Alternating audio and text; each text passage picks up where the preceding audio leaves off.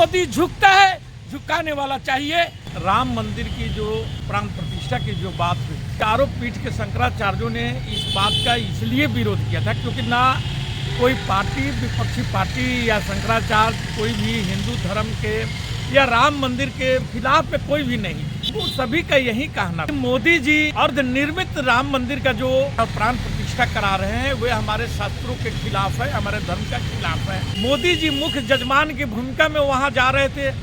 तो वहां पर अपनी पत्नी के साथ जाना चाहिए, क्योंकि भगवान राम भी जब लंका पर चढ़ाई कर रहे थे और रावण के साथ युद्ध करने के लिए और वहां पर यज्ञ का आहुति किए थे तो वहां पर बोला जाता है कि रेत की सीता माँ की मूर्ति बनाकर उनके साथ बैठ करके अनुष्ठान किए थे। और कुछ लोग तो यह भी बोलते हैं कि राम जी के आग्रह पर रावण कुछ समय के लिए सीता जी को उस जग में जाने की अनुमति दी और सीता माता आई थी और वहां पर वे अनुष्ठान किए थे। ये सोच था उस समय। लेकिन आज मोदी जी मेरी मर्जी का जो हिसाब से ये जो चल रहे थे, धर्माचार्यों की भी बातों को अनसुनी कर रहे थे, बल्कि धर्माचार्यों पर जिस ढंग से इनके लोग प्रहार करना शुरू कर दिए थे और उन पर लांछनें लगाने लगे थे। एक धर्माचार्य के बारे में बोल दिया गया था कि 5 लाख रुपया इनको दिया गया है। एक धर्माचार्य को दिखा दिया गया कि जाकर के मजार पर फूल चढ़ा रहे हैं। भव्य राम मंदिर का जहां बनाने की बात हुई थी, लेकिन ये लोग चुनाव के मद्देनजर रखते हुए राम मंदिर को भी बहुत ही छोटा कर दिया। और छोटा करने के बाद में अब इनको जल्दीबाजी हो गया था कि हम इस 2024 के चुनाव में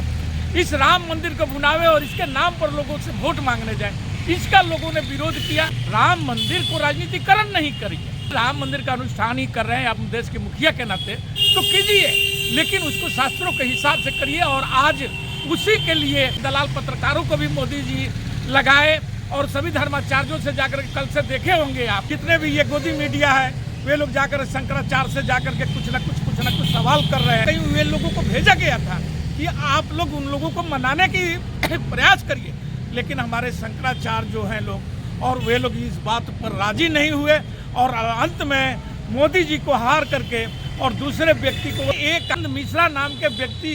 जो मुख्य है वहाँ जजमान के रूप में रहेंगे और मोदी जी बगल में रहेंगे। लेकिन अब यहाँ देखने की चीज़ है कि जो कैमरा जो फिट किया जाएगा, जो 15-16 कैमरा रहेगा वह मोदी जी के तरफ में रहेगा, या वहाँ पर जो मंत्र उच्चारण करते रहेंगे लोग उन लोगों के सामने में कैमरा रहेगा।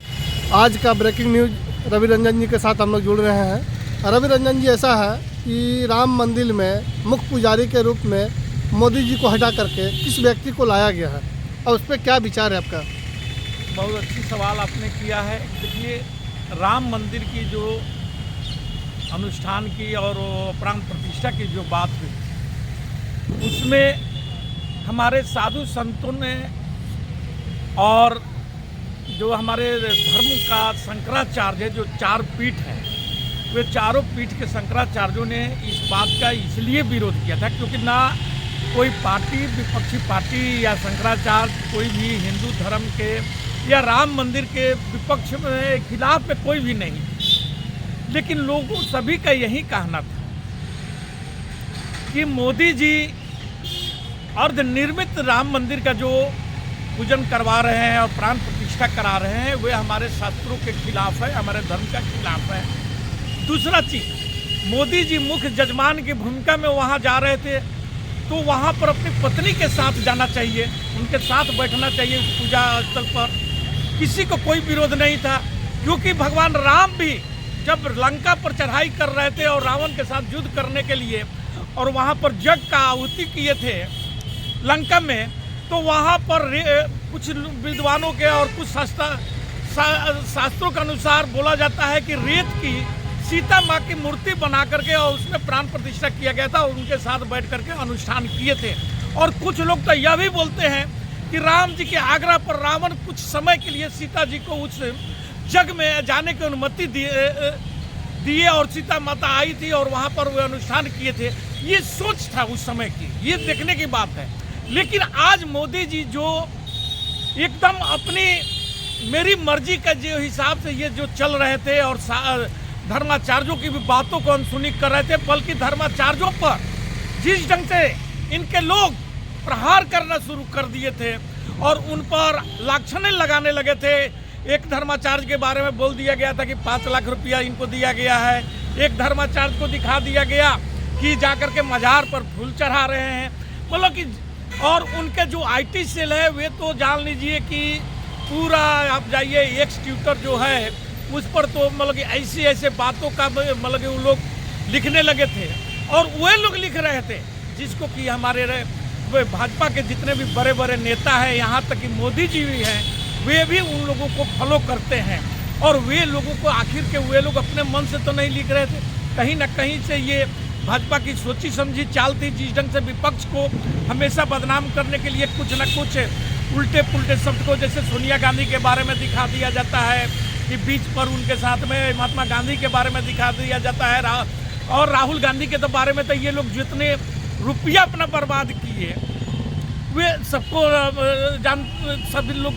जान रहे हैं कि राहुल गांधी को पप्पू बनाने के लिए ये लोग क्या क्या नहीं किए। लेकिन आज राहुल गांधी जी एक जननायक के रूप में उभर करके